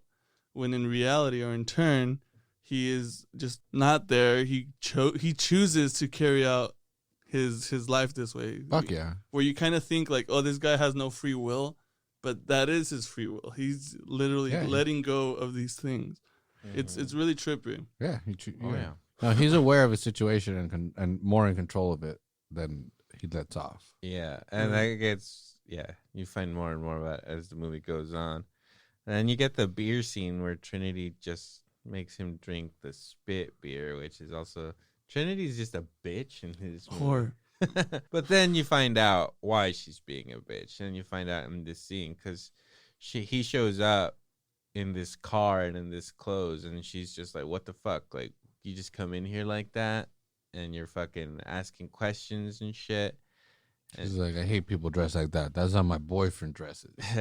Did you steal that clothes from him after you murdered him? And then she's just like, why are you here? And she's like, oh, this coaster told me to come here. And she looks at the coaster and she's just like, she pieces it together and she's like, okay, I'm gonna spit in your fucking beer and you're gonna drink it. And she already knows who he is too. She's like, oh, you're the memory guy. Rain Man? She's aware of who the hell he is. So then you get your final Sammy scene where he explains how his wife went home and gave Sammy his final exam. And so she gave him the ultimate test where she made him give her the insulin shot. And then when his memory reset, she just kept making him do it over and over again. Like thinking, and that scene is kind of like super heartbreaking. I mean, when you find out that it maybe isn't real, it kind of takes away from it. But when you first watch it, like the sadness you see in her face when he's doing it again, where she was like expecting him not to do it again, and when he actually gives her the shot for the second time, like you see it in her eyes. She's like, "Oh fuck!" Like he gonna kill me. Yeah, or not only that, like she's just like, "Oh, like yeah, he's not faking it," or yeah, like it's just like, "Oh shit!" Like. This is it, and then right there makes the decision to fucking kill herself. Which there was an error in that scene too, where he's administering the insulin through the main vein, mainlining it. You would do that in the back of your bicep or in the lower part of your hip. Well, he gives her one shot in the arm. Yeah, that's the mainline one. One in the hip they wouldn't when do she's that. in her brown panties. Yeah, one in the hip. So whoever was in charge of that research fucked up. We caught it here, baby. Hey, this is Hollywood. Mm-hmm. Yeah, and then he also gives her one in the thigh, which also comes to play later. And then he was just like, yeah, I never said he was faking it. And then he realizes, like, oh yeah, like Sammy was just faking recognition. Like once you have this condition, you realize that sometimes it's just easier to pretend like you know somebody instead of having to explain or feel embarrassed. There's some kind of shame to it. So you just fake recognizing stuff. Pretty nice stuff. And then from there you get to the screeching Jaguar where he has the paper with the license plate in his hand and he goes into the tattoo shop. And this is the scene I was talking about earlier where Teddy's just like, hey, dude, you need to get the fuck out of here. Yeah. You need the clothes. You need a dip. And he tells him that there's a cop that's been fucking with him and stuff. He tells him he knows about the cop who's been fucking with him. And this is where I'm this time where I was like, I don't know if maybe that was another cop. Because he just says like that he's a cop and he knows the cop that's fucking with him. Like that could be true too. I don't know. That's where where you don't really know. And that's why when he meets him in the lobby, makes me think like, oh, maybe it wasn't him, but he just went along with it, thinking that fucking he was the other cop or some shit. I forget if it was explained, but I think when he goes into the bar and meets Trinity, she knows about him through her boyfriend, right? Meaning that they had met up with Teddy and him as a posed drug dealer, or some sort of exchange was about to happen. So maybe that was the tell for the crooked cop shit. You know what I mean? So it's kind of weird. Maybe that's what happened, or maybe he sent him as the fucking guy, as a proxy for him or something. Who the fuck knows? But I was thinking about that, and I was like, wonder what the fuck happened there. If he, in fact, was that cop, or this was another cop. Right. Well, I mean, I always thought that he was the cop.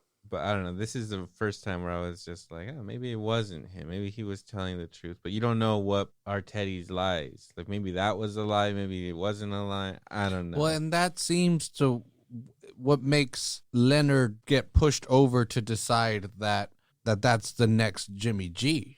Mm-hmm. You know, he's like, dude, this Teddy, I don't know if he's telling the truth or not, but fuck that. He's my next target.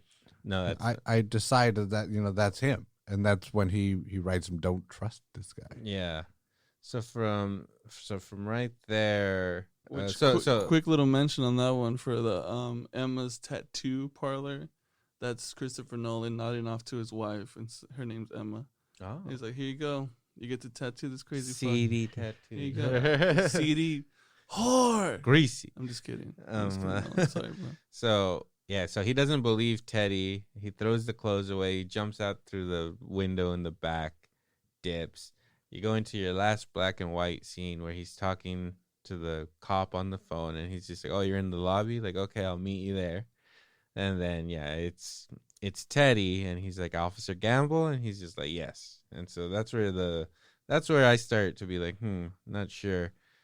And then that's where you see him take the picture of Teddy, and he's just like gonna write like Gamble or John Gamble, and he's like, no, like write down Teddy and stuff. He's just like, all right, well, here's the location you gotta go to, and then he's like, oh, you're not coming. He's like, nah, it wouldn't be appropriate.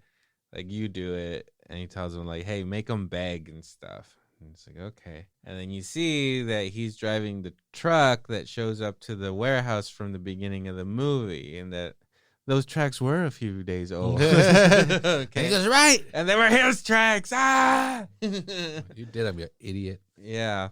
So he's waiting in the warehouse, and then Jimmy shows up in the Jaguar wearing the suit that fucking Lenny's wearing the whole goddamn movie. He shows up. Jimmy walks in, and he's just like, hey, like, what are you doing here? And he's like, oh, you remember me? And he's just like, yeah, you're the memory guy, right? And so he thinks that he remembers that he's the husband of the wife that he fucking raped and murdered. So he fucking tire irons him right in the fucking head. Bing! And the guy's just like, you fucking retard. Like, God damn it. You just fucking hit me in the fucking head. And then he's just like, dude, all right, so I'm going to kill you, beg for my wife's forgiveness before I kill you. And he's just like, what? Like, oh, hell no. Like, there's $200,000 in the car, bro. Just fucking take it. And he's just like, dude, I don't want your money. And he's just like, what the hell do you want, bro? Like, what are you doing? What are you doing then? Yeah, what the hell is all this about? And he's just like, I want my fucking life back. And he's just looking at him like, I don't know what's going on. I'm gonna try to wrestle with him, but I don't know. Apparently, Guy Pearce is really fucking strong, and he just fucking strangles him. He's killed before. He leaned out too, so he's good. He's all power. He strangles him, and then he takes the Polaroid. And when the Polaroid's taken is when the movie goes from black and white to color. It's like, because it's been jumping back and forth from the black and white that's going straight and the color that's going backwards. So, like, this is the moment where they fucking finally catch up. They catch up, and now it's like, this is the deal, bro. And so he kills him, and I guess he, like, forgets what happens, or I don't know. But he's just like, wait a minute. Like, I got fucked over. Like, I didn't kill the right guy. Someone's using me. And he looks outside and he sees Teddy, and he's just like, and this is the first time you see him faking that he can't remember, because he just goes down and he's like, hey, mister, like, something went wrong in here, like, I need your help. And then Teddy runs in there and he fucking cracks Teddy, and he's just like, Lenny, god damn it. And he's like, oh, so you did fucking know who I was, huh? And then, so yeah, that's like, yes. So you see him, he knows of his condition, and he knows that he could fucking fake it and use it to his fucking advantage. Yep. And he's like, you were using me and shit. And then Teddy's just like, well, I was just trying to make a little money on the side. And he's just like, fuck you or whatever. And he's like, I was going to give you half. Like, chill, dude. Sammy comes up. When Jimmy's dying, the last thing he says is Sammy right before he dies. So, that's what makes him freak out. He's like, how did this guy know about fucking Sammy? Right. And then basically Teddy tells him, bro, like, Sammy was a fucking con man. You caught him. Like, he was faking it. And he's like, no, like, his wife thought he was faking it. He was just like, bro, fucking Sammy didn't have a wife. Like, you had the fucking wife, and your wife was diabetic. And then so he does start having memories of it, right? Right, like flashbacks. He starts kind of remembering, like, oh shit, wait a minute. Yeah, my wife was alive.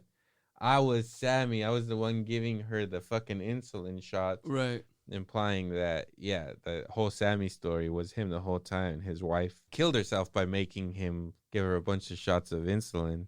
he's just like, oh, damn, dog. That sucked. And then basically Teddy's just like, dude, I gave you that file and you kept taking pages out and scratching things out. Like, you gave yourself a puzzle that you couldn't fucking solve. Like, we actually killed John G a year ago. I took that picture when you did it, but you just didn't fucking remember. And so basically they've just been killing fucking John G's ever since. Or I don't know. It doesn't specify, but I guess you could assume that maybe they've killed a couple John G's. Right. At minimum, 3 John G's are dead. At the end of this movie. And maybe 2 of them were nothing to do with anything. Exactly. Just happened to be called John G. It's just people got they fucked up trying to fuck with this guy.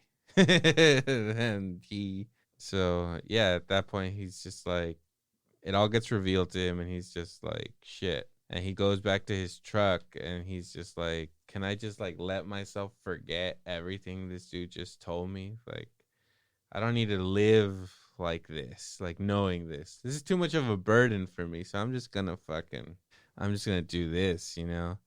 And Teddy tells him like that he fakes like his happiness or that he fakes something. And he's just like, well, in this case, I am gonna fucking fake it. Like, you think I just need John G's to find? He's just like, all right, like, you're a John G. Like, you could just be my John G. You'll be my John G. And then he gives himself a clue by he sees Teddy's fucking license plate. And he's just like, okay, this will be the last fact. Fact 6. His license plate number. He already knows his name's John G. He writes down in the back of the picture, don't believe his lies, so that he's suspicious of him from then on.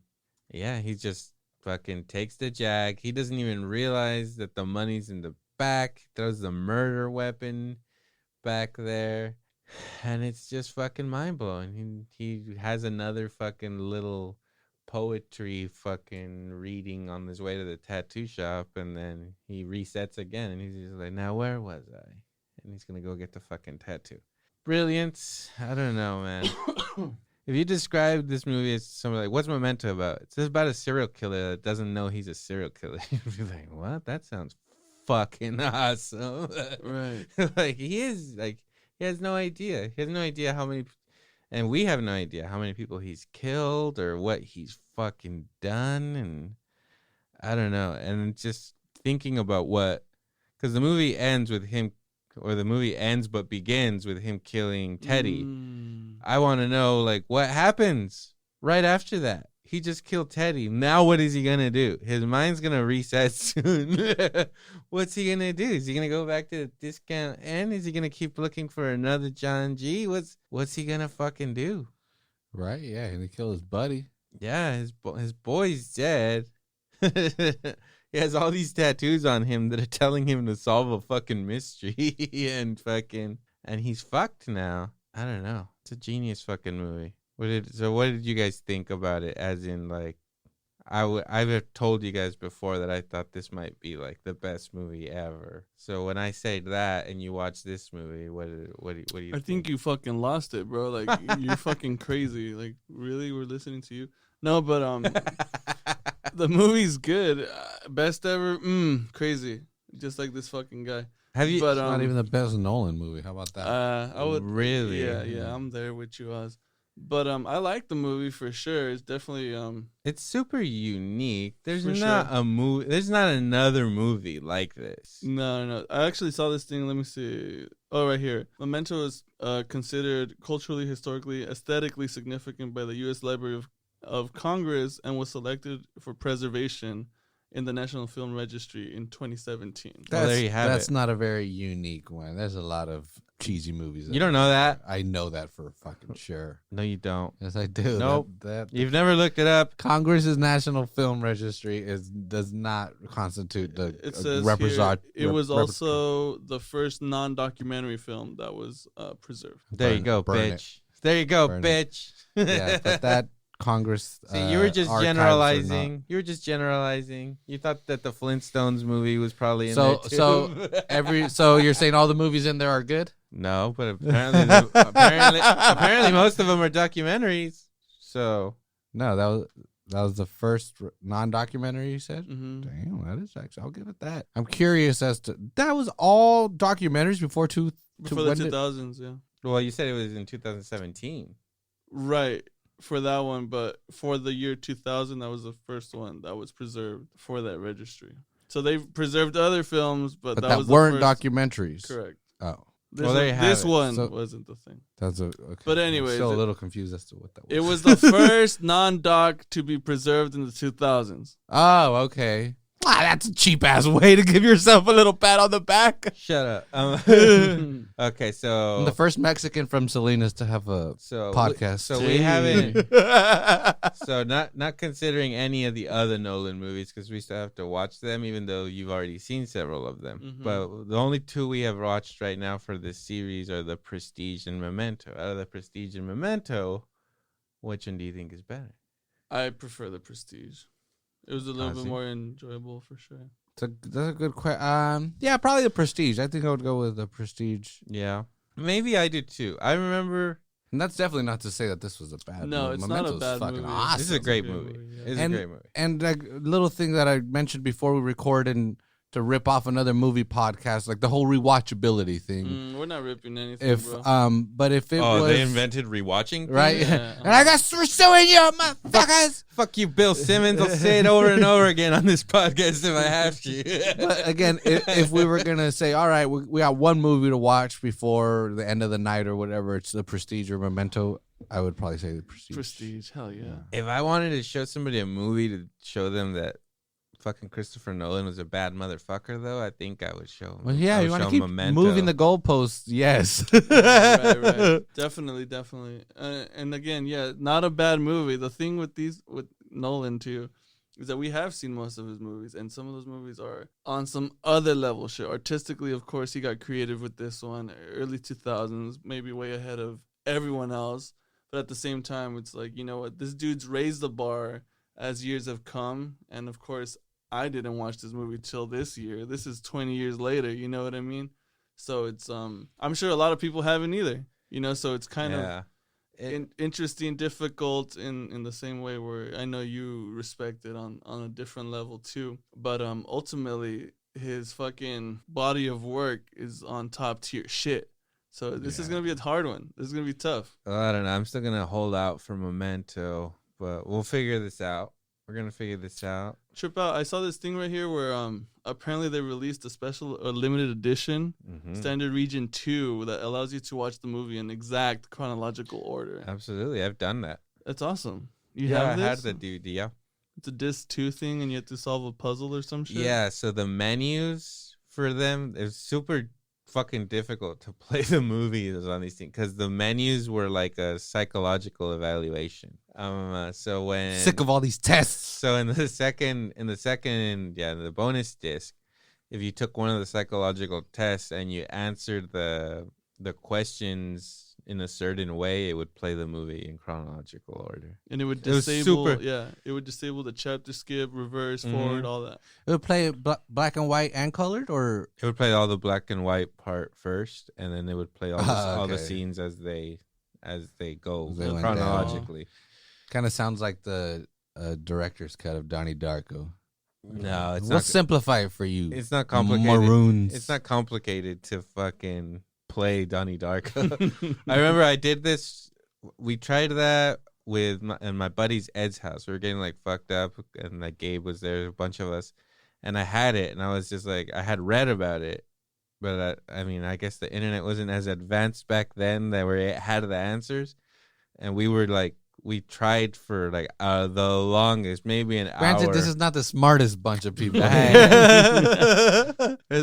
like not a lot of brain power Yeah. combined. No. Well, the questions were really weird. Like if your head was on fire, or like it wasn't like standard questions. They were like really. You don't know that answer? Right when you said that, I, They was were- like, I already know. They See? were like they were like dark questions, like really dark questions. Like if you're in a room with like 6 people, like are you suspicious or like I don't know. It was like really weird.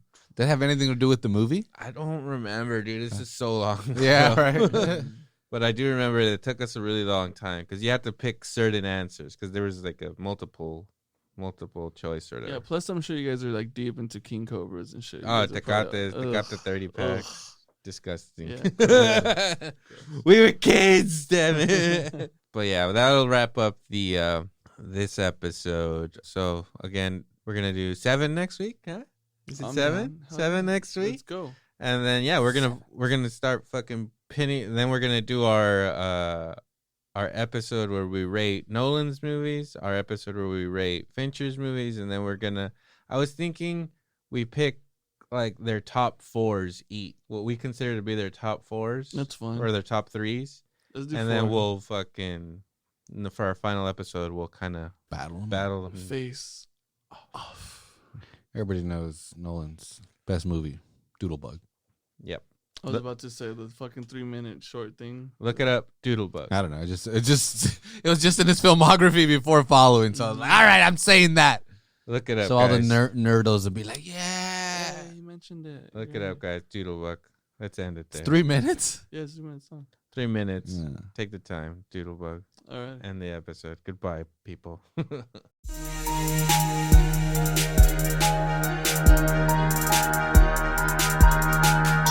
Electro and Banno Movie Power